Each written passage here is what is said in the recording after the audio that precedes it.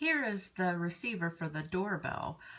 There's two that comes with it, and the doorbell itself doesn't take any batteries. The awesome thing about this is that it has different chimes. I'll give you a few examples, and then I'll show you the volume. So you just press that, and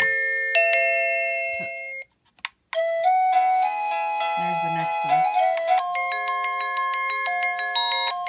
See how it gets lower?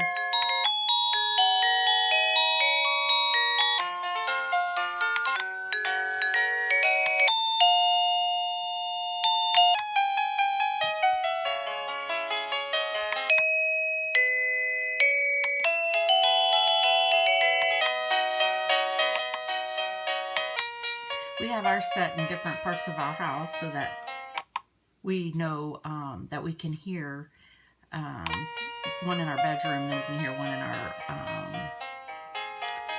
living room. So it's a pretty awesome device, and we love it.